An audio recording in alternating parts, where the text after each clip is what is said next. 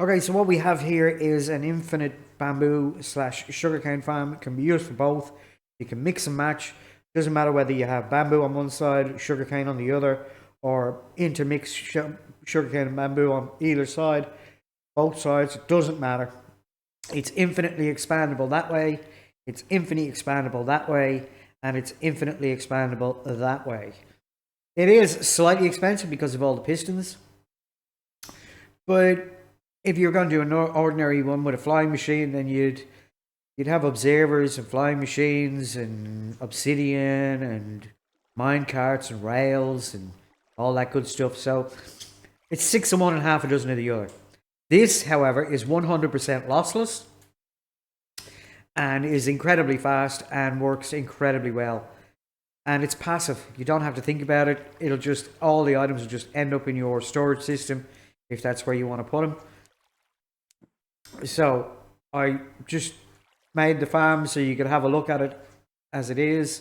Now, what makes it 100% lossless are these glass panes. So when the pistons fire, the sugarcane or the bamboo hits that, drops down. Now, occasionally it'll hit that and bounce up. That's what that water stream at the top is for. So if you were to build, this would be one module here complete at this one at the front here, or this one at the side here, or this one at the top here. But I haven't put the glass panes in the water in. Now, the original design for this comes from Tango Tech, from the Hermitcraft server, and I'll put a link in the description to his video. His is slightly different though. On Java, I'm assuming things are slightly different because when I done this setup, which is his setup, having the observer down the bottom, observing this block here, when the bamboo or the sugarcane grow, it triggers everything like so.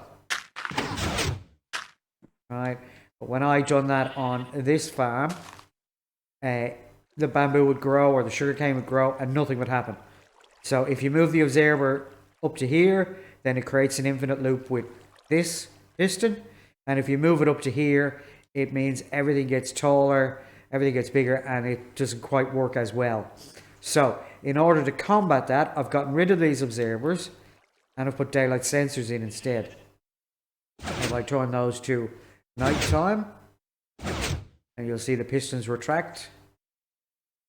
Pistons are now retracted, so whatever's here can grow, and then as it turns to nighttime, these will pop out, popping your stuff off, and it'll run along the water stream and out to wherever you want it to go. So it's actually an incredibly easy build. So let's just make one right now. I'll show you. You can use whatever blocks you want. Doesn't matter. So you want 3 at the back. We want 9 all in length. I think that's 9. The water you can see. Run down to the end. Okay, that's cool. Alright, then. Oh.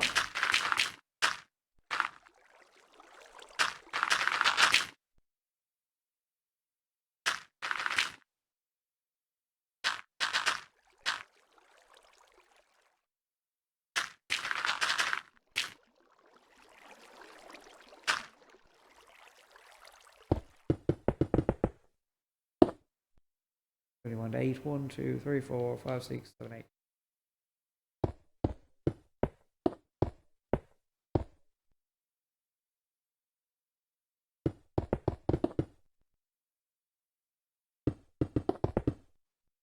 If you're going to do another one, the pistons go back to back, like so. And then that on top. And you run your redstone down. And the daylight sensor, doesn't matter which one of these it's on, it'll trigger both pistons. If this is the edge of your farm on this side, then you will need a daylight sensor on this side, and the same if it's on this end of the farm, it will need a daylight sensor for a single run, just like this one. So that one's got a single run. Now if you want to expand this way, you just need a repeater here. You don't need it on both if you're doing the double, You only need it on one, because this signal is strong enough then to power this whole section. But if it's a single arm, you'll still need one. So let's here. 1, 3. Wasn't up high enough to get the third one. We just stick a block there. Stick a asset there. Invert the daylight center, obviously. So they will stick out and they'll stay out overnight. And then when you get up in the morning, whatever, they'll retract and everything will be good. Let me just grab, what else do I need? Glass panes and ice. Glass panes are up the top. Again, it doesn't matter. It can be glass panes. It can in fact be iron bars. Doesn't really matter. Oh. That layer there. That layer there. And then you're going to put a row of dirt here. So if you're going to expand upwards, then your pistons can go on top of these for the next row. I could place blocks, that'd be fine. Right, and then water source against there, and that'll flow all the way down there, and then you just want to get rid of these. So it's like so. And then on this block here, you want blue ice. Now, I don't know if it can be packed ice, but I know blue ice works really well. You want blue ice there with a pressure plate. Now on this one, same thing. Blue ice, pressure plate. And then you want, and then you can build the next unit straight out from that. And away you go. That's it. That's it. All you need to do now is put your sugarcane or you break there, or you break those two blocks.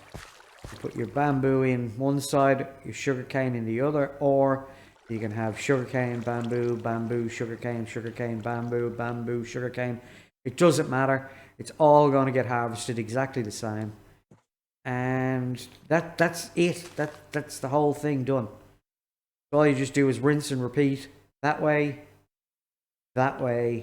or that way. And you can have an incredible sugarcane bamboo farm. Or a sugaboo farm, as I'm going to call this. If you're on Java, obviously you can do this. And you can get rid of the daylight sensor, and that way then every time it grows it'll trigger. And it'll trigger all 8 at the same time. So if I stand here and I put a block in it, you see they all expand at the same time. This, as night falls, they'll gradually pop out all the way along till they're all out. And when it gets dark, and then they'll all retract straight away in the morning if you sleep. But what I would suggest that let it actually go dark before you go to bed, so that all the pistons do stick out. Otherwise, you will have product that doesn't get harvested because you didn't let it get dark enough for it to trigger.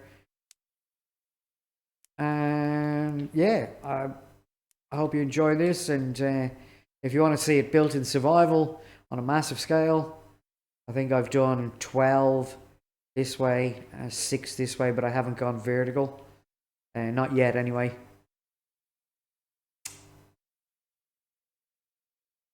So I hope this comes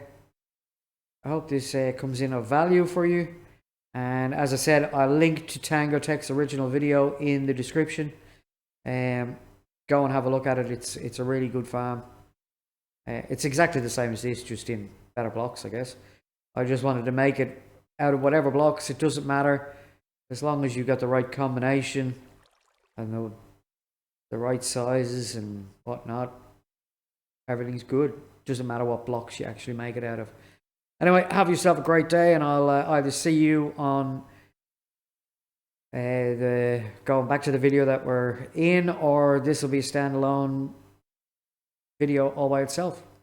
Anyway, whichever way it is, my name is DK from DK Plays. Have yourself a fantastic day, no matter where you are in the world, and bye now.